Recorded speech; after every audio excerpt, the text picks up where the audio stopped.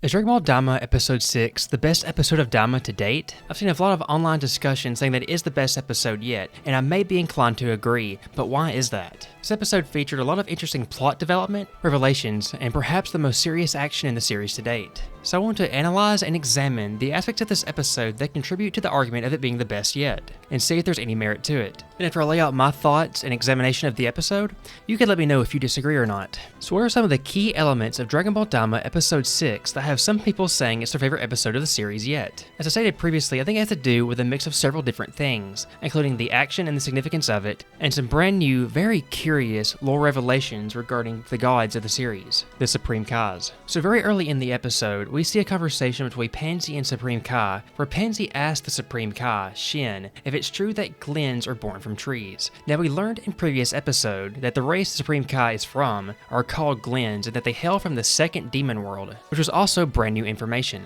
And Shin does confirm that Glinds are born once every few centuries from the Glind tree, and this goes deeper into the relationship between Shin and Dagesu, as we learn that Dagesu was born from the same Glind tree as Shin several centuries after Shin's birth. As we know, the Supreme Kai has lived for thousands of years, which means that the Glind race overall must have a very long lifespan. But this threw into an interesting question, if all Supreme Kais are actually related. When we learned that Dagesu and Arinisu were Shin's brother and sister, it made me even raise the question if all Kais were related in some extent, not just of the same race. But we learn that it's determined if they're siblings or not based off what Glind tree they're born from, because Goku straight up asked Shin if even Kibito and old Supreme Kai, the Elder Kai, is the brother of Shin, which is a curious question I think even some fans of the series were asking. And we get the simple answer from Shin that no, this is not the case. Not all Kais are considered siblings. This is where Shin reveals that there are 5 Glind trees, leading us to realize that Kais born from the same Glind tree are considered siblings. So in the case of Kibito and Elder Kai, it can be easily assumed that they were born from a different Glind tree than Shin was, while Dagesu and Arinisu are born from the same tree as Shin, and thus they are considered his siblings. Another interesting revelation that we also receive is about the Glind's gender, and that they aren't your typical man and woman,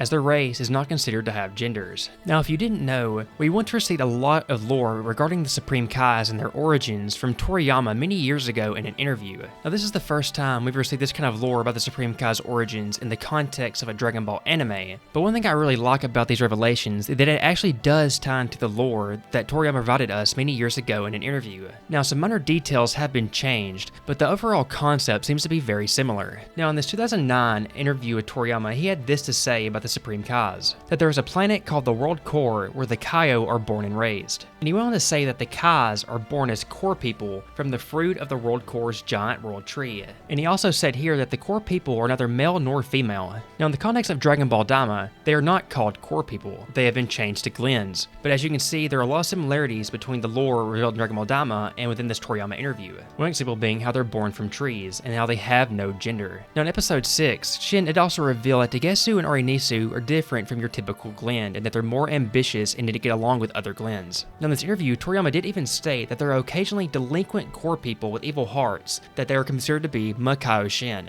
Now also the naming schemes have been changed. You can see that Dragon Ball Daima has adopted a lot of the lore revealed by Toriyama in this interview, with some small changes here and there, which overall I think is pretty cool instead of Toriyama completely overhauling the origins completely and calling back to the lore he previously set in that interview all those years ago. We were also given further plot development in addition to this lore revelations, as it's revealed that Glorio is indeed hiding something as he's in contact with Arinisu. Now if you remember back in episode 1, when Goma and Dagesu traveled to Universe 7, it was revealed by Warp-sama that Arinisu had already left before them, but it was never touched on again after that. But now we can see that might have been minor foreshadowing that she was up to something along with Glorio. I'm personally far from inclined to say that they are overall villains of the series, but are being set up to seem that way for a twist later on. But their motives and goals are still being kept secret. This is clearly a writing decision to maintain tension between Glorio and Shin, as Supreme Kai has been wary of him since the very beginning of the series. One thing Dragon Ball Daima is doing pretty well is it's not telling us who the true villain actually is. Early on he's been presented as Goma, as he's been shown as a tyrant of the demon realm, but with a subplot of Glorio and Arinisu, it's showing you that there may be other people up to no good as well, aside from Goma himself. And we also know very little about Dagesu's ambitions. I personally highly doubt he's completely loyal to Goma without his own goals. But my personal favorite part of this episode, along with many other people's, had to be Goku versus Glorio. We have to keep in mind that Glorio has never truly seen Goku in action. He's heard the stories of how he defeated Majin Buu, so he's heard that way that Goku is very strong, but he's never seen it directly one-on-one. So when Goku says he outright believes that he's stronger, much stronger than Glorio in fact, Glorio outright challenges him to a battle. Goku initially doesn't take this fight very seriously, but Shin wants to see how strong Glorio is to gain further insight on him, so he encourages Goku to fight a little bit harder to bring out Glorio's full power. Now, the best part of this fight sequence has to be the art and animation. There is no glaring reused shots, no glaringly bad artistic frames. Every bit of the animation was smooth and felt impactful. The one thing I really liked is the choreography. One thing that sometimes modern Dragon Ball fights lack is direct hand-to-hand combat with good choreography, as oftentimes it shows to put an emphasis on the overall power scaling of the fight to convey that the two people fighting are threats to the entire universe. Look at Dragon Ball Super Broly for example, which is beautifully animated, but you could also feel just how powerful each character was as they were threatening the entire planet with their clash. The Goku vs. Glorio felt more grounded.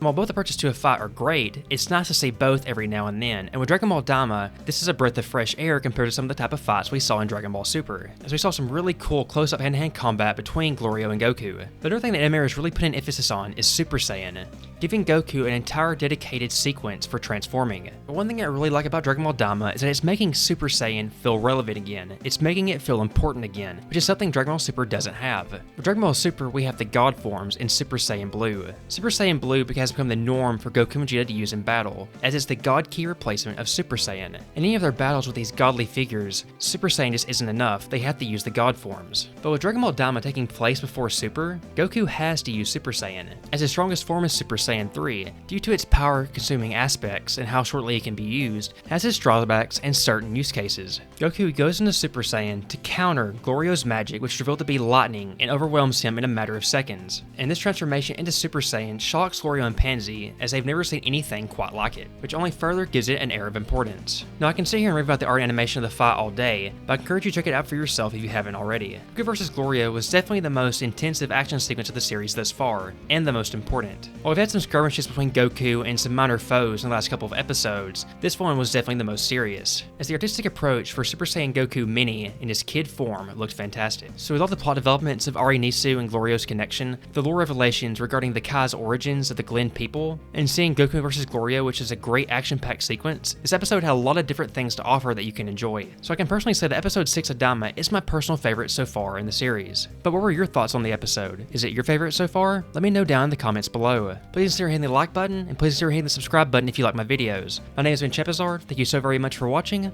and I'll see you next time.